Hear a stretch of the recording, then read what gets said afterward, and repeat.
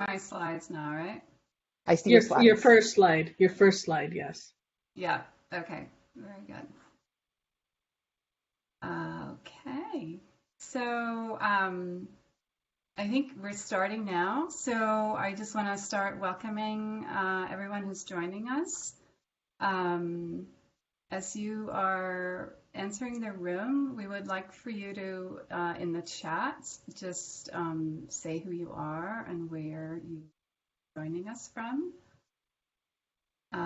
We'll just take a few minutes as we settle in and have everyone greet each other. I hope that we have lots of attendees. I saw maybe about 30 were expecting to come, but it's hard to know. I can't really see on my screen how many have joined us at I'm this seeing point. about 12 people. Okay.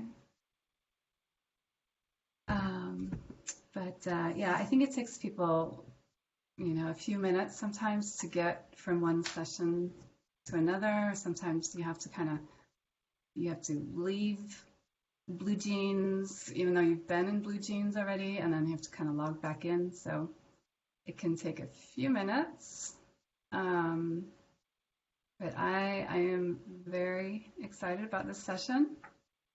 It's at the end of the conference day here in my time zone here. I'm in Europe. But it's just kind of the beginning of the day in the US where Kimberly and Margaret are. And so if you're just joining us, and maybe Kim and or Margaret, because I don't have access to my chat box right now, and I'm not able to see it. If you could just put there, if ask people to, when they log in, to say, just to introduce themselves in the chat, and just say where they're joining us from. So we have Barbara joining from Germany, normally based in Dublin, Ireland. Great. Hi, Barbara. Hello, Barbara.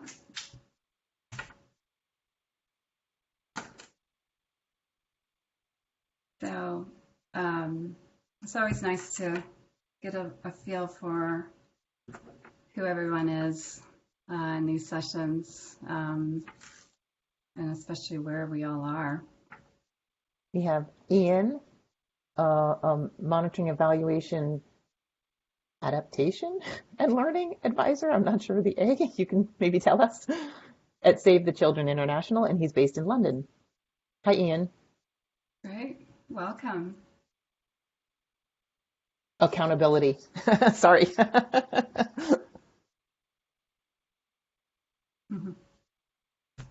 Very good. Well, just want to try to make sure we stay on track and on time. I'm just going to give us one more minute for folks to introduce themselves in the chat, and then we'll get started.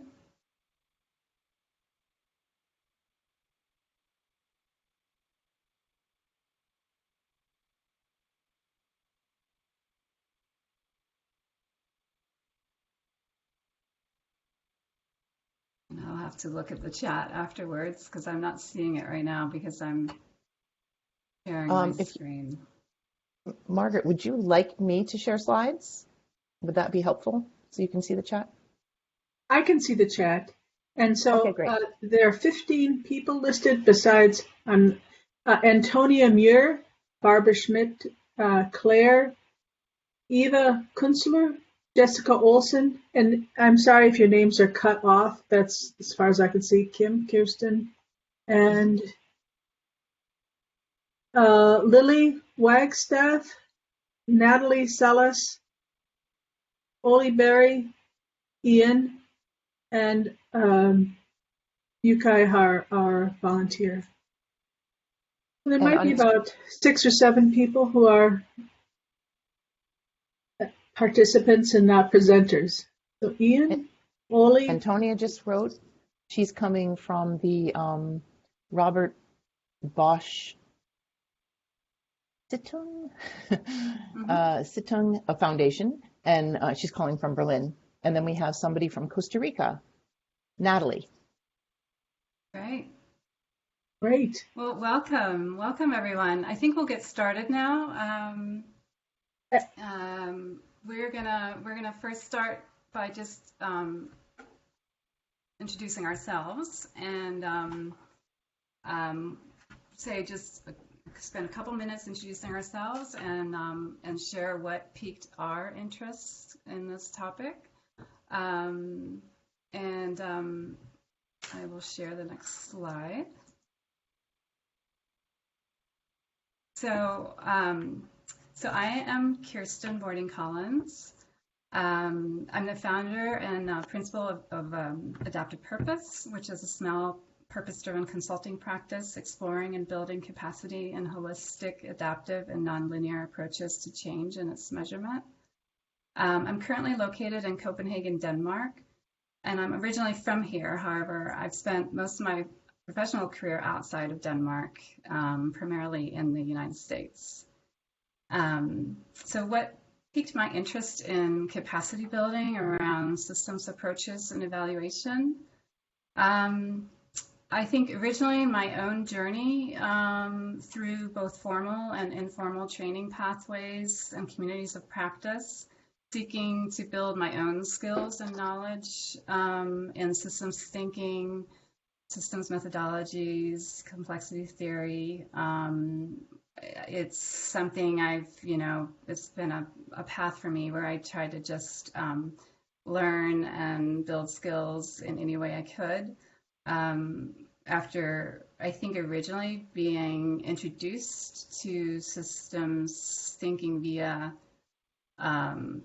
Michael Patton, I think actually in developmental evaluation, and then pursued, a more formal pathway through the Open University in the UK and systems practice, got a certificate in applied systems practice.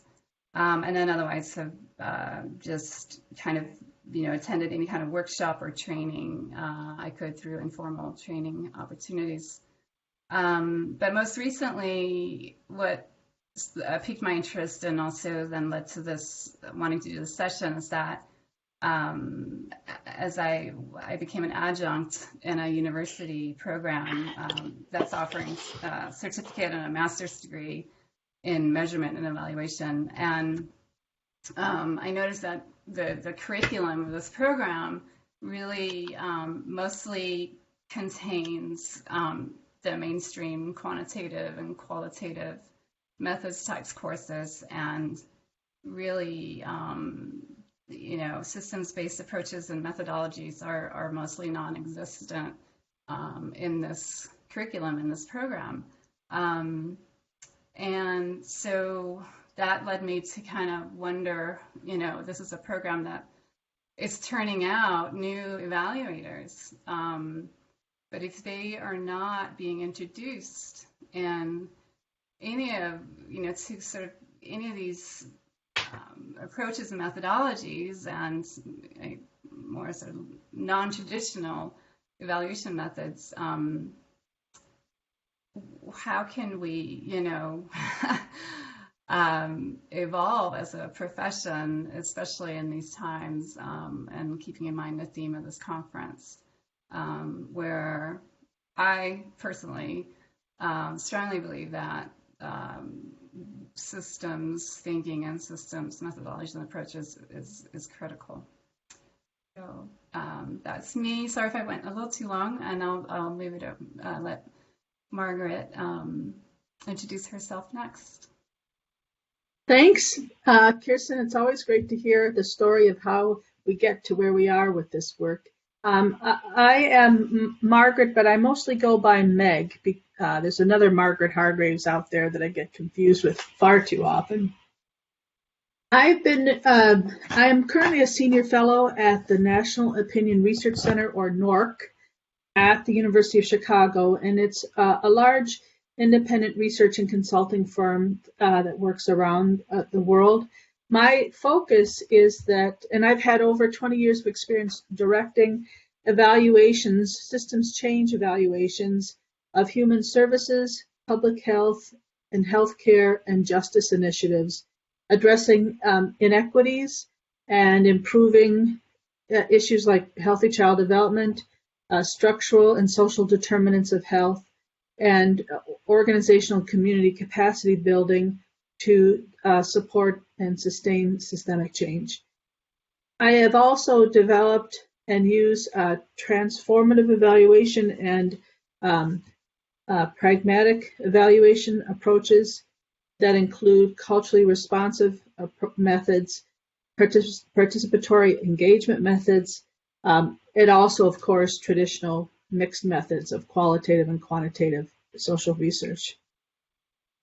How I got interested in systems change and its evaluation and the capacity building of evaluators who are able to do that started over 20 years ago when I was assigned to understand health disparities, and at the same time decided that I didn't know enough about that and needed to enter a PhD program. But to really address health disparities, you have to understand systems and systemic change. And I was able to, and had the opportunity, because I couldn't find a PhD program that actually addressed disparities in systems change and traditional and non-traditional evaluation methods, I had to create my own interdisciplinary PhD. I was lucky enough to do that studying under Michael Quinn Patton, and my degree included a section on systems theory, a section on evaluation methods, and an element related to health and healthcare disparities.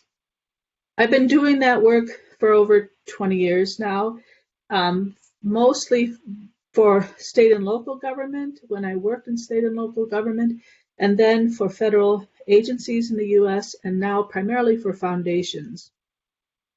Because in the US, foundations are the place where the most innovative systemic change work is currently happening. In that sequence in my career, first I had to create my own PhD, which is very unusual, hard to do, not something that creates a lot of evaluators with that combination. And a lot of people will say, how can I find someone else like you? You're too busy. And I say, I'd like to find someone else like me because I'm too busy. So it really is about the work I've done to continue my learning by collaborating with other systems evaluators, and more recently becoming a mentor in formal and informal programs. And so I see that there's a critical need for people to really understand the theory and practice for how to do this in a way that is evidenced and science and research based, and isn't too shallow in terms of picking up the latest consulting group's 5-page brief on how to do it. And so this is an important area that needs to be done right. And I'm very excited to be here today to talk about how to expand the capacity of our field to be able to do this well. So I'll turn this over to Kim. Thanks. Very nice to meet everybody. Welcome. And I could repeat much of what the other two speakers have said. I'll just mention that I absolutely appreciate what Meg's saying about needing more than just a 101 course and things like that for doing this work. My own background back in the early 80s was in late 70s, early 80s. I was interested in ecology. Ecology was what my undergraduate and PhD are in. And I had the great fortune of having some really wonderful professors, and including Buzz Holling, who was really into adaptive management. And to do adaptive management well, you need to do systems. You need to know your system, and you need to be able to test the assumptions of your system. So I was steeped in that very early on. I created an independent degree as well, and got an award for that. Because at the time, we're talking about computer science where you had cards. You actually had to put the cards into the big machine and it had to come out.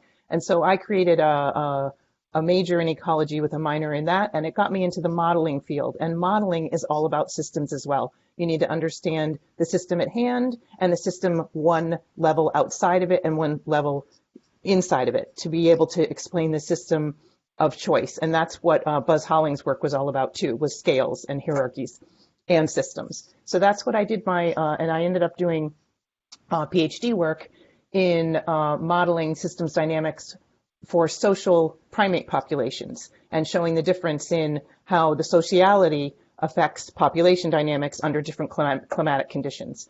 So this all fits and then my master's was in education, and in education they were using the CIPP model way back, Stufflebeam, and then it moved into what we could now call logic models and results frameworks. But we know that logic models and results frameworks don't show the system. They don't describe well the feedback loops. They don't describe the reinforcing and the negative reinforcing. They don't get too much into the assumptions underlying and to the external factors that might be influencing. And so they're not looking like one level outside and one level inside of the system. So that's been my interest throughout as I've worked through this evaluation field, working for extension agencies in the United States through universities. I would say academia as well as foundations are very innovative in these areas. And then also working for U.S. government, USDA in particular, and Peace Corps, United States Peace Corps, reestablishing their system, using a systems approach to reestablishing their system for evaluating. And then most recently working for a company, Encompass LLC, as a senior evaluation specialist, doing work on anti-corruption and behavior change using systems models, and working in anti-human trafficking, and as most recently working in capacity building with USAID platforms, monitoring, evaluation, and learning platforms, and supporting these different countries in developing their own capacities in systems-based evaluations. And then through that work, I've always been very interested in the informal learning process, in ways that you can infuse this work into people's own work through communities of practice and informal opportunities as people continue on their careers and aren't ready to jump back into a formal program. So yeah, very excited to hear from everybody else. We could spend the whole time just hearing people's stories, which are great. Thank you. Thank you so much, Kim. That was great. So I'm going to move on to talk a little bit about how this session is going to be organized, and then quickly have us move on. So as you all know, this is a birds of a feather session. So we wanted to make this interactive. If we had been fortunate enough to be together in person, we would be, sitting together, maybe in groups at a table. So we wanted to try to simulate that a little bit. So what we would like to do here is we're wanting to explore this question of, capacity. How can we build more capacity around systems and evaluation amongst evaluators? And so the way we have organized this is that we're going to do a round robin where we have developed 3 questions. And on the slide, you can see the 3 questions. So it's basically exploring how are we building knowledge and skills through, and then we developed we decided on 3 pathways, what are the 3 common pathways. So formal training, informal training, and communities of practice. And then lastly, mentorship or learning by doing. And so in each of these groups, we would like you to explore this question. And then if there's time also, then we've added also, how can we do more and how can we do better? We are going to be using Google Jamboard, and we will put those links in the chat if they aren't there already. If someone would do that, I can't see the chat right now. And I'll do that right now. Thank you so much. So each round robin breakout group is going to be about 18 minutes long.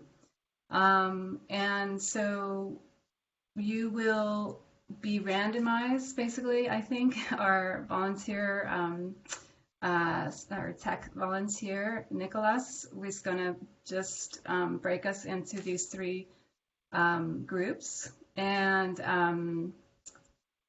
I think so. Hopefully, Kim, Meg, and I are going to be staying with one group. So I will be with group 1. We'll be exploring formal training. Kim will be with group 2, exploring informal training and communities of practice. And Meg will be with group 3, exploring mentorship or learning by doing. And then the idea is that we are going to rotate. So we'll have 3 sessions of breakout groups that then rotates around so that we can explore, everyone can explore all 3 questions. And so for those of you who have not used Google Jamboard, it is quite simple. So don't worry if you have never used Jamboard before. You will just, all you need to do is click on the link for the group that you're in.